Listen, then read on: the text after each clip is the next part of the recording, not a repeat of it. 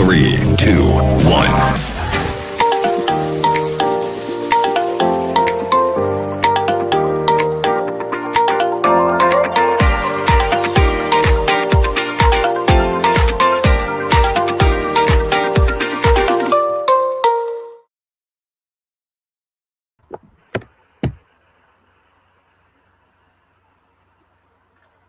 Hello, hi everyone. Good morning, good afternoon, good evening, a good time wherever you are. This is Shady Aljacky, and you are watching Supply Chain on Air, and today the episode number 7. As usual, my friends, tell me from where you are watching us in the comment and what time is it now in your country before we start our topic of today. I'll be waiting the comments. Today we have a very important topic in supply chain with someone amazing. We will discuss many points.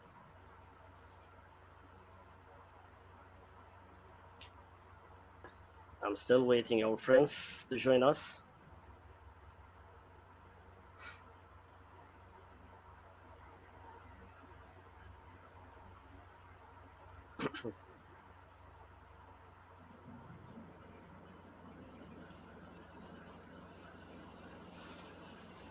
Yes, we have, as usual, our friend Nihal Talat. Hello from Egypt. Hi, Nihal. Okay, since we are focusing on supply chain, today I'm gonna point out from practical cases the challenges that supply chain team faces on a daily, weekly, monthly, yearly, or even seasonally, and how to manage it and pass it smoothly. Not only that, but how to transfer it from a challenge into a success story. And our topic of today is supply chain challenges. So, our guest of today is someone who has an extensive experience in purchasing, management, contracting, administration, logistics operation, production planning, and the quality control in multinational companies. Our friend of today is Ahmed Mousa. Let's show Ahmed. Hi, Ahmed. Hi, my friend. Hi, how are you? Yeah, How are it's you, uh, Ahmed? it's really a pleasure to have me actually and to be with you today in your show. It's really interesting. By the way, Shady is my co-host, so my co-founder of our usually weekly program along with Atif, and we know each other for a long time. And it's really a pleasure to finally to be with each other again in his show. Thank you, Shady, for this opportunity. Thanks. The pleasure is mine. Musa, as usual, before we start everything, we need in a couple of minutes tell us who is Ahmed Musa. Okay, first, I'm working in supply chain for like more than 16 years. However, my background wasn't actually supply chain; it was computer science. It's a little bit weird, but I used to work as a software developer, and then by luck, maybe by chance, I could call it like a good luck to be moved to supply chain. It's really interesting field, which I'm really proud and honored to be with so far. I started my career in supply chain in one of the leaders in energy players in the energy field in Egypt. And then I moved to China actually to build the supply chain hub for Mhm. like 7 years. So I stayed in China for more than 7 years. I built the supply chain hub and I started actually to introduce lots of projects and products to the facilities in Egypt and Africa. And then after 7 years, I moved back to Egypt. I worked in Samsung Electronics Egypt for like 5 years. I also joined the supply chain team. I'm so proud to be with them. Actually, at that time, at that time, and still the maybe the first and the only factory for TV manufacturing in Middle East. And later on, I moved to Nile University. I'm working there in the supply chain team. You're also responsible for lots of projects there, including building micro factory in Nile University for supporting the startups. It's really a big initiative from the university. And of course, I have like lots of experience in teaching supply chain topics. I started teaching supply chain like more than now it's like 8 years. Yeah, 8 years in local market in Egypt, also in Middle East and Europe. That's simply my experience, Shady. Thank you very much. Nice, nice, Ahmed. Musa, let's heat up the episode before we go into our hot Okay. topic of today. And I want to make an open discussion with our friends. I will put a question for our friends, and in the comments, I will wait their answer to be discussed. Do you think challenge is something good or bad? I'm asking generally, not only in the supply chain. I'm talking in your personal life and your career, whatever you think about the challenge. Tell me, what do you think about challenges? I need to discuss this with our audience. First, I'd like to thank the Musa, audience to have them today, actually, and right now, because it's a special time for the Ahli supporters. I know this is a time for the match. Even you, Shadi, I know you are a big supporter. So it's thank you very much, everyone. You, Shadi, to be with us today and sacrifice watching the match. okay, we have the first answer from NG. Thank you, NG. Of course, good. Okay, we need to know why it's good and why it's bad. If someone wants to say it's bad. Okay, uh, Musa, let's agree. Topic of today: supply chain challenges cannot be covered in one episode. This is impossible. Absolutely. Yeah, Uh, absolutely. and that's why I will try to make it very simple and very small questions. And I would like to ask you my first question away from COVID-19. Please put Okay. COVID-19 apart from our discussion because it needs one episode. And tell me, what are the main or repeated challenges that face any supply chain manager? Okay. First of all, in order to discuss the challenges, let's discuss first the objectives of supply chain. The main objective of Yeah. supply chain is, if we could put it in words, it's trying to make the balance between supply and demand. That is our main objective as supply chainers. Why? Let's go back again one step behind. We have to deliver values, and it's actually based on two values. The first value is providing profit to the company, and the second one is providing values to the customers. And in order to do this, we have to make such a balance between the supply and demand. So, the biggest challenge ever faced by any supply chain manager or executives or directors is trying to do such a thing, is trying to balance between both of them. Because the constraints, limitations in the network, in the operation, in the processes is really very huge. Lots of things actually, because we are not talking here about one area. We If we break down the supply chain, we have lots of activities inside the procurement. Of course, procurement, there's the sourcing, purchasing, and then we have the warehousing and planning, of course, and later on we have the logistics, inbound and outbound shipping, distribution. So if you could check every single entity, you will find lots of constraints inside these activities. That's why Mhm. it makes it really very hard for any supply chain manager to make such a balance between supply and demand. Considering, of course, one thing, which is we are living in a very dynamic world, and it's affecting the supply chain.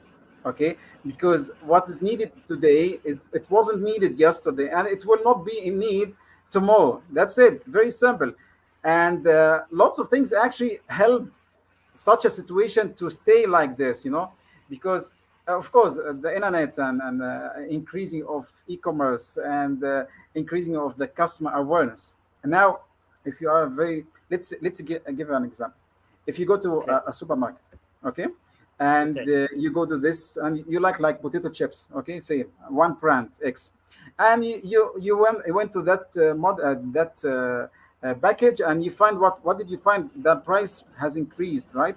Or maybe there's another competitor has a different flavor, which is really interesting for you to try, right? So it is really very easy to just shift from one product to another, because there's a very big similarity in the product itself. So it Mhm. is easy for any customer to find the best match for him or for her. So that actually complicated the process, because now we need to check about the pricing strategies. We need to check about with the operation, and we need to check about the availability of the product with the utilities and distribution and all the supply chain nodes in the network. So the first, in my opinion, the first challenge meets any supply chain manager trying to make such a balance.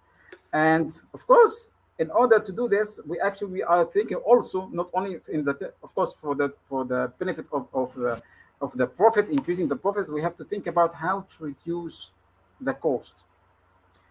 And when we talk about the costs, we have to think also about uh, all the activities which helps how to reduce the cost.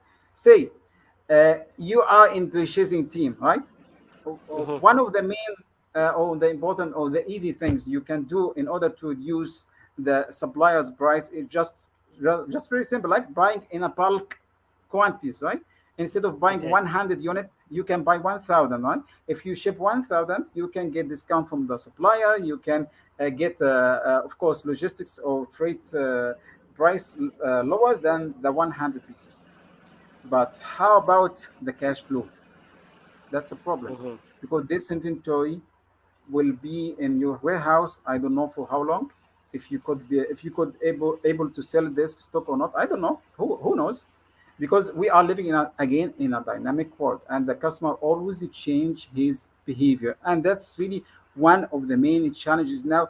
It's not only about the supply chain. It's actually everybody in the network in the business can see this. The marketing, sales, operations, supply chain. Everybody is have such situation because we all in the same what say in the same field. We are working for the same target. So cash flow is a problem. Supply and demand is another one. Customer awareness is a big one. And also, I'd like to highlight one of the issues which is really not which can we say underestimated a little bit, which is data management. Lots of data and information are shared among all the supply chain partners and stakeholders. How can you manage these data? Because again, it's about the speed of sharing the data. It's about the accuracy of these data. And in such a way, you will find that sometimes some companies, they are still not using the right technology. Like if we talk about system, maybe there is no still ERP system, maybe still mature, still using Excel sheets also. And Mm-hmm. even so, even if you are using ERP system, and it still is not very efficient. We have seen this a lot, Shady. We have seen lots of companies, they are trying to get the best in class technology and still not utilizing this technology. Why? Maybe because they have non-skilled labor. That's one of the things. Yes. Maybe there's Yes. a yeah, there's like challenges inside the organization. There's a resistance for change, right? And maybe the process itself need to be fixed before using the system, right? Mm-hmm. So Mm-hmm. even if you have a software, even if you have a system, it's not only about the best one. It's actually a cycle. We have to talk about the technology, we have to talk about the people, we have to talk about the process. If in this triangle, if there's one is missing, I guarantee it's a failure process. Absolutely. Because even if you have a system, maybe you have a problem with the training and with the people and the other way around. So data management has to be in place. You have to control your data sharing inside your organization and also among the stakeholders. Still, you have two arms, right? The supplier side and the customer side. If they have what we call it immature or immature technology, you still have the same problem, right? You are trying to get what we call it the highest visibility possible from the supplier side. We need to know the supplier's capacity. We need to know the Mm-hmm. supplier production. We need to understand about his logistics activities. We need to know where is our container right now. If there is no visibility for the information, how can we proceed even if we have the best ERP system in the world? You understand what I'm saying? Yes. The Yes. same Yeah. thing goes with the customer. The same thing actually, because in the customer side, we absolutely need to know about his demand. And in this area particularly, we have to talk about changing the concept from push to pull, right? And Mm-hmm. this is one of the things actually we have to think about it.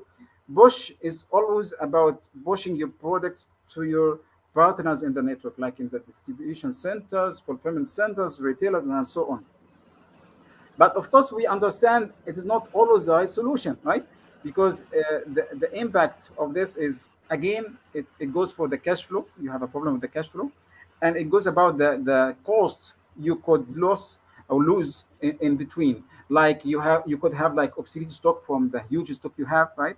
And you could face some quality issues, and you will never know.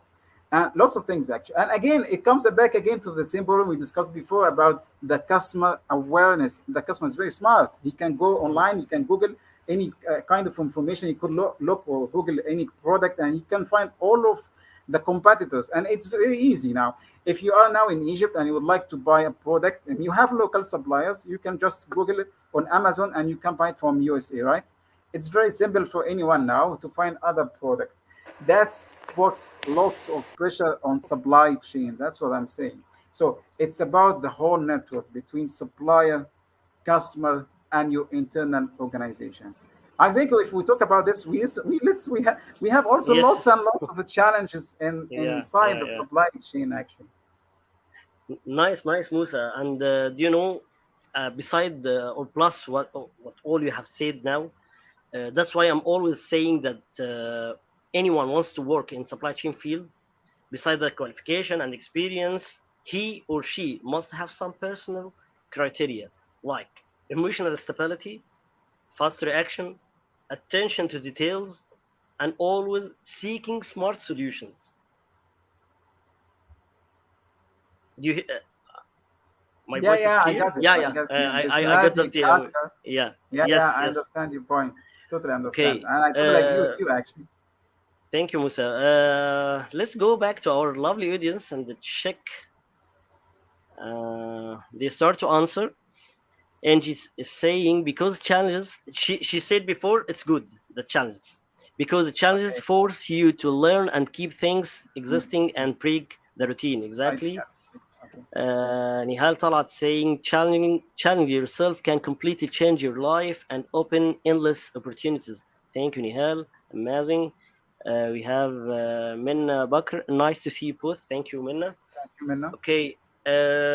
Musa, if I would like to go back to the first question of the open discussion with our friends.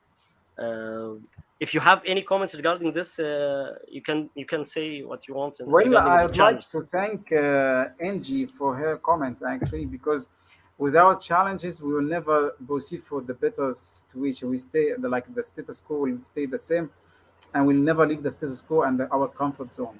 We are not talking here only about the corporate status. We also talking about the individuals, because at the end of the day, corporates are made of people. So Yes, sure. yes, if we have no challenges, and we will never get better in the personal side as well.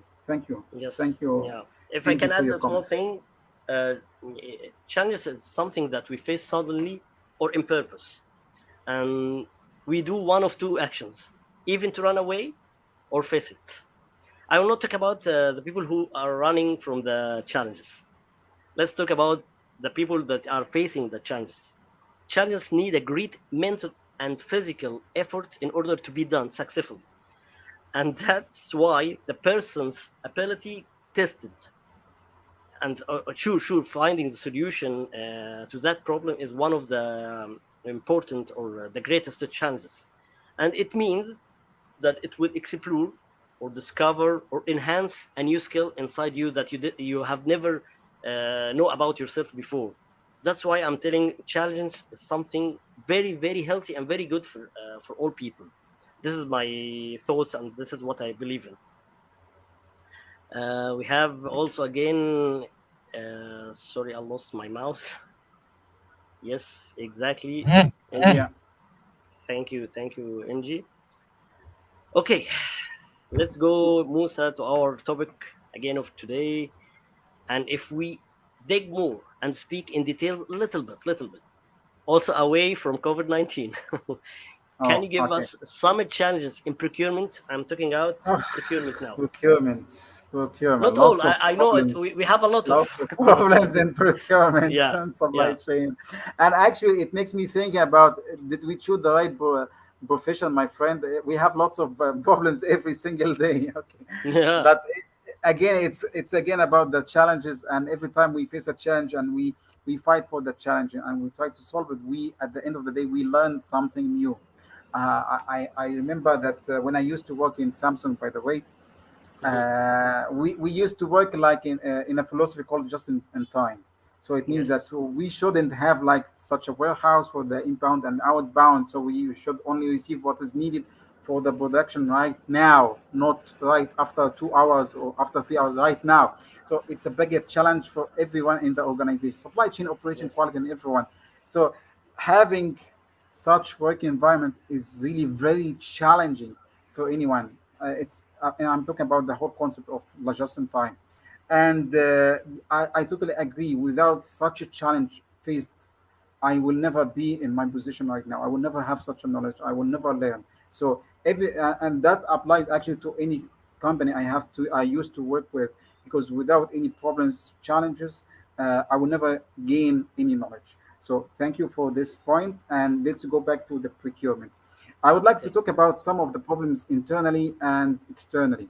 In terms of Okay. procurement, we have one of the biggest problems seen in procurement and outside even the walls of procurement, which we call it actually in supply chain sub-optimization. Sub-optimization. What does it mean? That every single party in the organization, call it HR, sales, marketing, operation, whatever, he's looking for his own KPI, his own targets. Okay, Yes. so once you think only in your silo island, then you will end up with a disaster for the organization. So when we talk about the procurement, they only think about how to get the lowest price in the lowest lead time, right? And this is actually, of course, with the right quality and everything. But this is actually the main target for them, which is actually not bad. This is actually a target.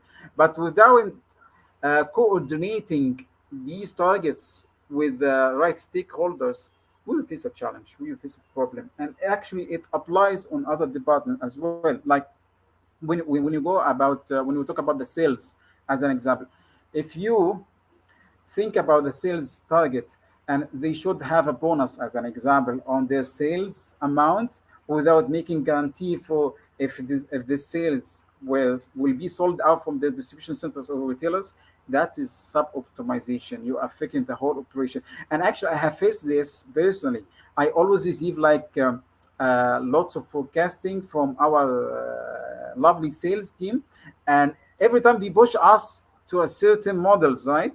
And when we ask them why you go for these models, and he say that we go for this model because there's a demand of these models. But what we figured out later on, that he gets bonus because what?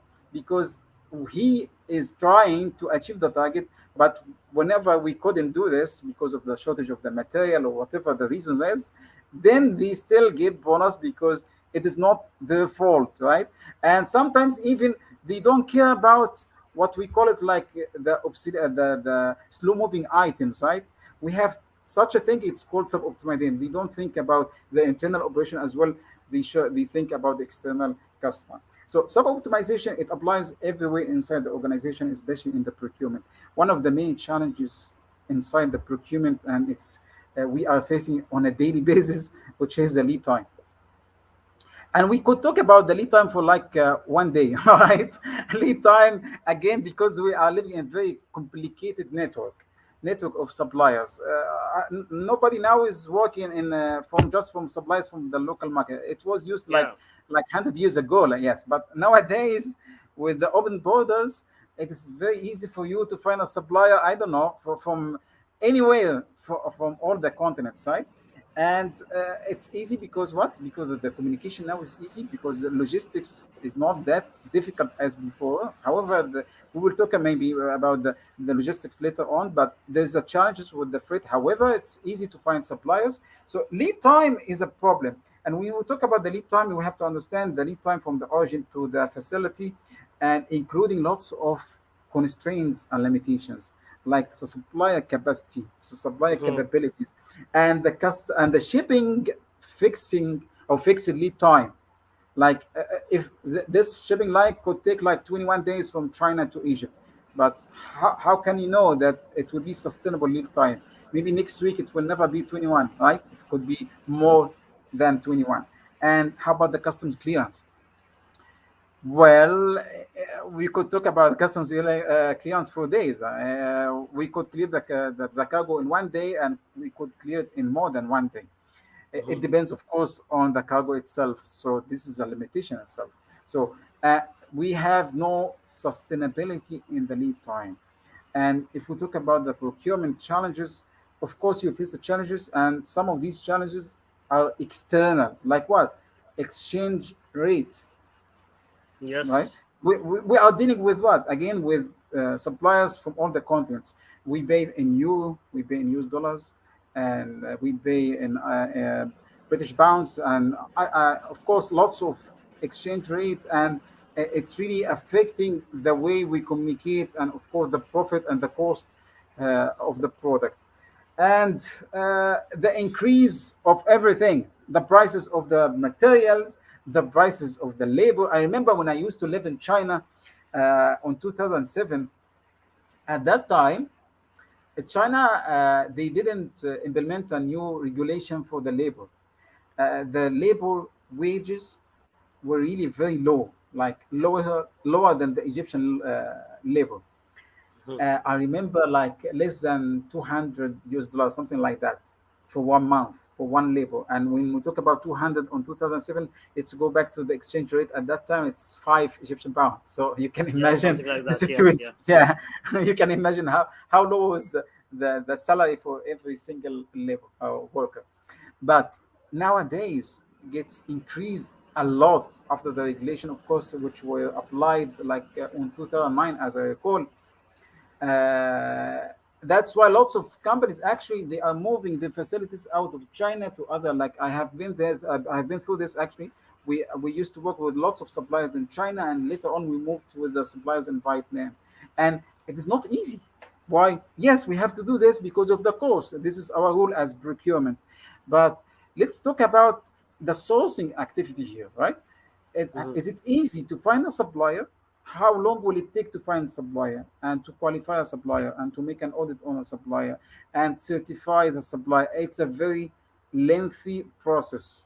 Really, it's very long and very complicated, which makes it really very hard decision to take actually to move one supply, to move the sourcing from one side to another side. So material scarcity or material risk is really one of the issues. Hmm. We have been through this before, actually, especially in the COVID-19. We will not talk about the COVID-19, but however, still the material shortage is very big problem, especially when we talk Yes. here about what we call it power-based relationships. What does it mean? It means sometimes, as procurement, we have to deal with a specific supplier. Why? Because he's the only one he has such a material. We call this a sole supplier. Of Hmm. course, you know Hmm. this. So he has the upper hand, right? He is in control of everything. I remember I used to Yes. buy one cord, a cable from a single supplier in China. Okay, and it was a fiber cable, and very special one, and very expensive one, by the way. And I remember that we used to send him our forecasting, right? And every time he replied, he said, I don't care about your forecasting. I will give you my allocation. That's it. Okay. Why? Because he is not only working with our company in this industry, he's delivering such a product for Hmm. lots and lots of Hmm. industry, and he's the only one in the world. So he has a power base. And it Yes. applies also, I remember lots of examples, including Walmart. Walmart, they pay their suppliers after 6 months from delivery. Who can afford such a long time? It's really a long time to wait for it. We talked about the cash flow, remember, at the beginning of this episode. Yes. Yes. So Yeah. why we accept such extreme measures? Why we do this? Because that's Walmart. We have to work with the Walmart. Yes, we have to add them in their CVs. But what Yes. happens after that? After we add Walmart in the CVs, they will leave Walmart. So power-based relationship is a very complex operation, a very really complicated, and we have to understand its impact on procurement. And of course, never we can mention lots of things, but I think we have to take a really long time to talk about, Yeah. including Yeah. culture, conflict, and many things also. Yes, yes, and that's why, if I can add something small, that's why we should study very well economic order quantity, discount model, and market search to absorb this heavy challenge, changes in the changes and fluctuation in the demand. Back to our lovely friends, NG. Thank you, NG, for your questions. Can I use five rights as a KPI for procurement? Sure, sure. By the way, nowadays it's seven rights: right quantity, right quality, right product, and the right time with a minimum cost at the right condition with the right documents. It's seven rights now, and for sure, if you use it as your KPI, it's this is the answer. If I understand what you are asking about. Angie, again, I think sourcing the most difficult step in the supply chain. Um, it's one of the difficulties. Well, It's not only the most one. We have a lot of difficulties in supply chain and the procurement. I think Musa already said many points. If we take each point individual, you will think that this is the most difficult one, right, Musa? let me comment on Angie. Yeah, I'd like to give an example of this comment exactly. When Okay. you see, sometimes choosing the wrong wife is the real problem. Later on, anything else will be because you choose the wrong wife, right? So I'd like to call my supply as my wife, right? Because it's my mistake. I choose the wrong one, so I have to be with all the consequences, right? So yeah, Yes. once I choose someone as a supply, because we are not talking here about hit and run, right? And I'm an corporation, just take the money, I receive my goods. We are talking about partnership. Hmm. So if we are talking about long-term relationship, then I have really to choose carefully my suppliers. Somehow it's really one of the biggest problems we face in supply chain is the sourcing. Yeah, so I totally agree with Angie. Okay, Musa. I kept COVID-19 away in order to ask you Okay. what the common question. What are the biggest challenge that logistics faced lately due to COVID-19? Well, it's affecting everything actually. Logistics is not. I mean, the COVID-19 is not only logistics; it's everything, even your personal life. But if we talk specifically on logistics, then let's go back again, like 2 years ago on 2019. What Mm, happened at the beginning of the epidemic? Um, all the ports were closed, right? Because there yes. was total close down for everything, the countries, So lead ports, and time everything. changes totally. Yeah, it's a total disaster. So number one, all the boats were closed, right? And what happens in Yes. such a situation? All the factories inside, especially inside China, because we call China the biggest factory in the world, right? So all the factories inside China were closed, totally closed, for a long Yes. time. And you have to understand there was a time gap between what was going on in China, later on to Spain and Italy, Europe, and later on to USA, and later on to the Middle East and Africa and the rest of the world. So the rest of the world were still working. They're still in need for lots of components and products, but it was blocked at that time in China. So there was a time gap. Once it was blocked there, they start to consume what they have in their stock. But later on, it's done. It's gone, all the stock, right? And still the situation it is. So we face later on what we call material scarcity or material shortage. And actually, when we talk about scarcity, there's two differences. One of them is like shortage. One of them because we are really consuming all the materials in the world. Later on, we will not find such a material anymore. That's why we talk now about the sustainability, circular economy, and industry 4.0 because of this problem, materials shortage. And but let's go back again to China and what happened in China. So once factories closed, boats closed, factories closed, and there are no outbound goods, no drivers. You see, there are no truck drivers. Everybody is staying at home, and there is no material. Nothing is. It's totally closed. Later on, once we start to move the material, what happened when supply and demand changes, right? Suddenly, the rest of the once we started to open the borders, right? We have now huge demand on everything. So, of course, we have to apply here the equation of supply and demand. Once we have a demand, what comes, what the impact on the price? The price just starting to what?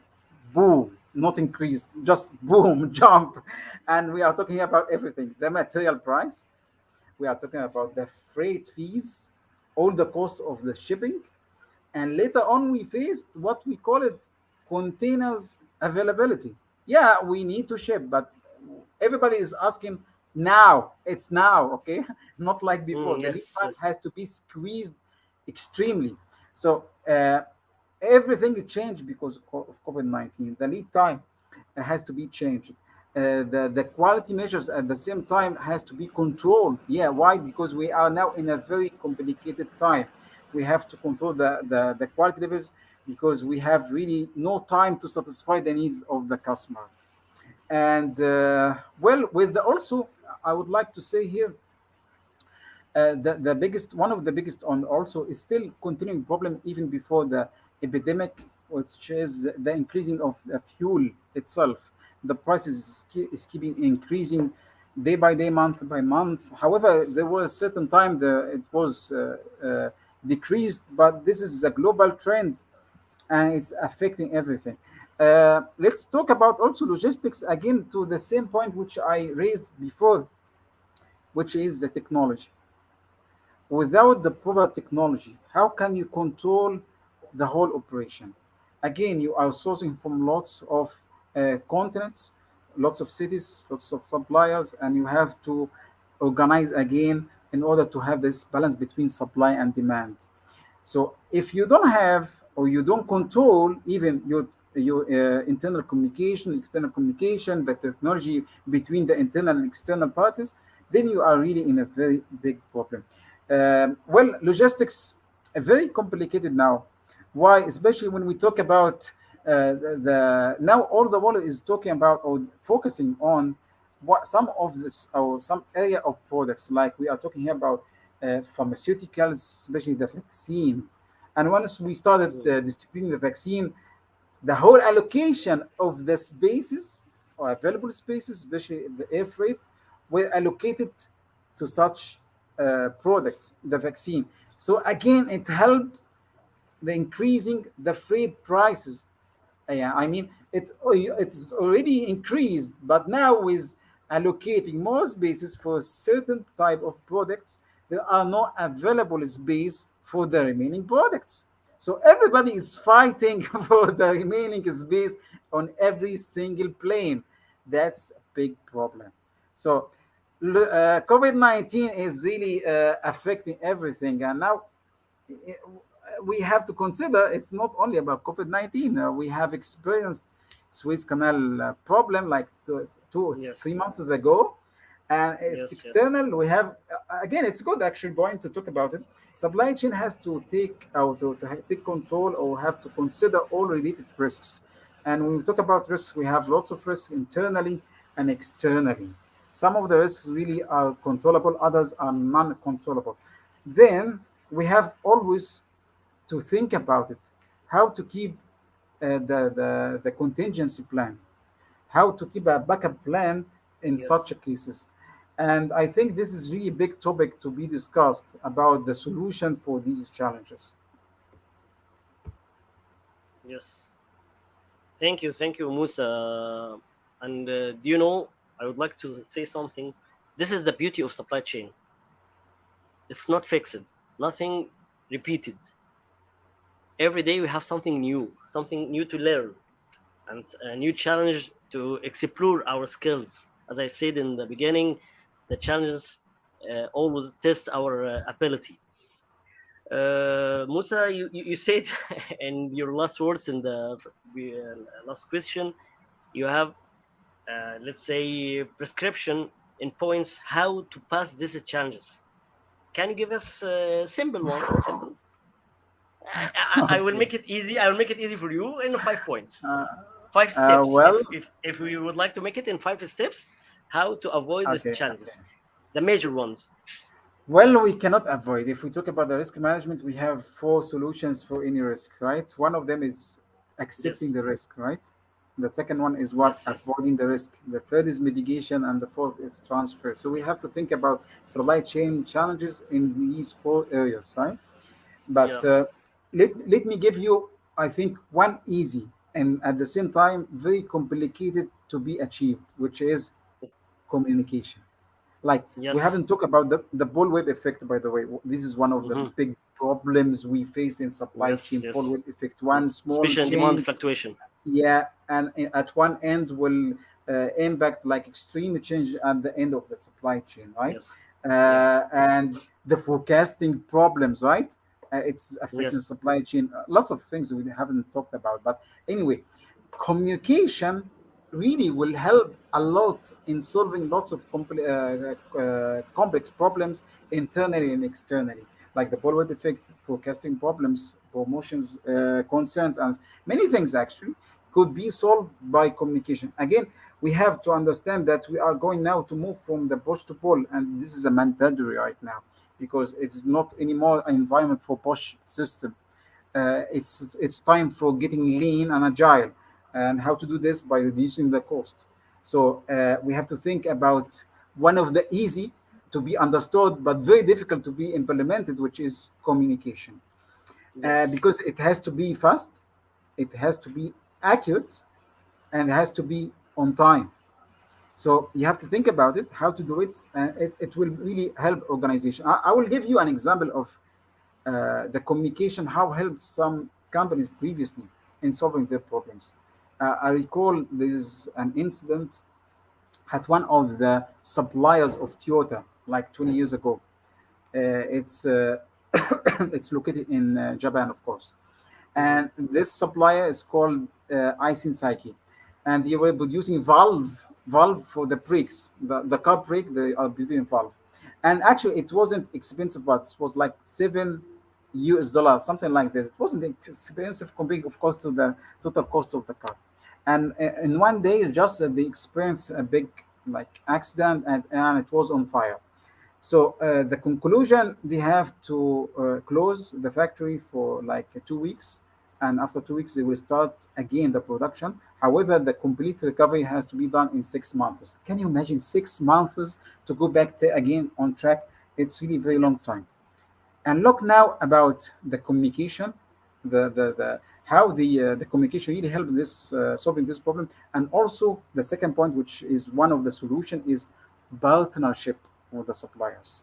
What happened is what the Toyota started communicating with them actually to receive from them the blueprints of the valves, of course, the design of the valves, and they, of course, they ask for their permission to use this design and distribute it with their suppliers, with other suppliers which were not producing these valves. So imagine this: that's the main supplier. He gave Toyota the blueprints or the design of the valve, and he cooperate with Toyota to teach other supplier how to produce the valve for them. That's Yes. extreme measure. It will never ever happen unless there is really very good and strong cooperation and partnership between both of them. And not only this, by the way, they share the know-how. They send engineers from their side to the Toyota and also to their supplier side, and they even Yes. support with the technology we have, with the quality measures and everything. I understand that total impact was, in terms of losses, was really very big, but I remember that Toyota back on track again, not in 6 months, in few days, in less than 10 days, they started production again back from other suppliers. And of course, that was a great example of how big or how important is the partnership. Of course, Toyota later on they award Psyche for huge business later on because they saved them at that time. So we talked about communication, we talked about collaboration and partnership, and now we need to talk about one of the main issues now and main terms in the industry, which is digital transformation. Why? Mm. Because it helps now every organization to automate its process and procedures.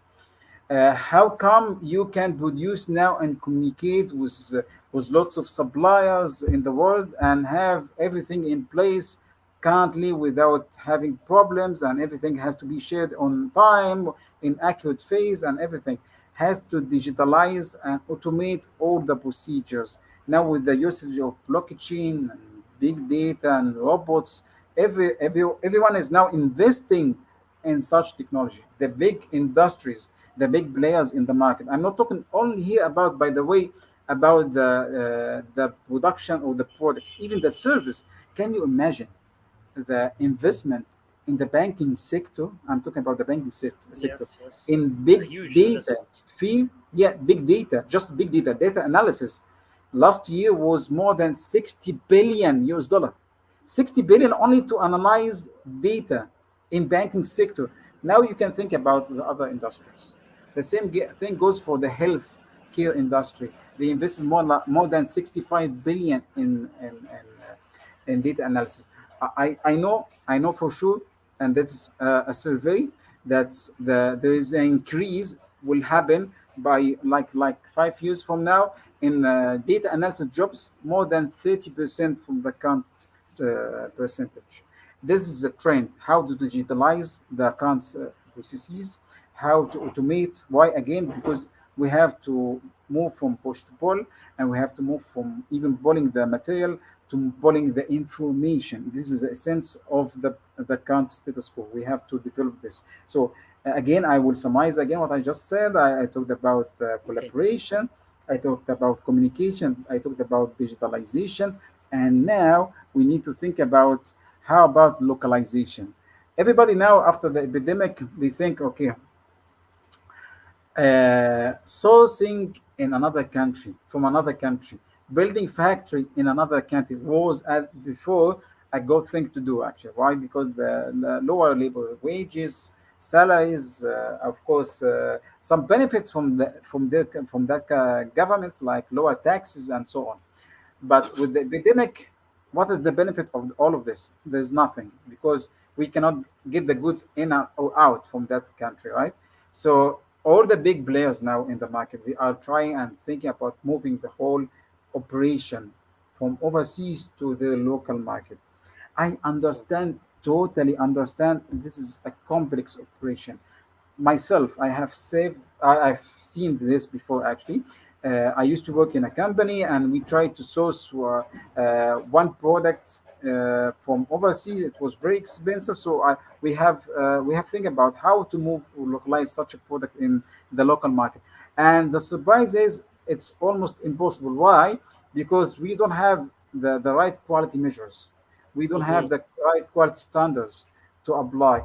It was very difficult. And here comes, I think, one of again, the second point which you talked about, the collaboration and partnership. We started to support these local companies in order to improve their skills, the labor skills, production, productivity, efficiency, quality measures, and everything. And even we support them with investment. It really helped us to start really and localize new product in Egypt. So localization is very complex operation process. Could it be done? Yes, of course it could be done, but lots of challenges Yes, inside the yes, localization. Yes, yes. these are some of the solutions, my friend. And here I can support. appear the importance of reverse engineering. Absolutely, absolutely right. I had a very near experience in such as cases. We make a product. We used to purchase it from Italy, and we start to fabricate it here in Egypt with a new supplier in Egypt, and we make a reverse engineering. And thanks God, it's we succeeded to do that, and that will save about 2 to 3 million Egyptian pound per year. Wow, that's big. Yes. Uh, Musa, time is flying. We're almost 50 minutes. I know it can't be covered in one episode. I think we need a series of episodes to cover the supply chain challenges, especially in 2021 and 22 and 23. I think every year we have a new challenge. Okay, uh, right, right, so absolutely right. Musa, I have to finish the episode today. I would like to thank you so much for joining me in this episode, for the massive information we had from you. I also would like to thank all audience they for their comments and their questions and their attendance and time. Inshallah, waiting for you for the coming episode. Inshallah, next Tuesday. Goodbye. Thanks for having me, for my friend, and we thank you everyone who were today with us, and hope to see you again. Thank you very much. Thank you, Musa. Thank you. Bye bye. Bye bye.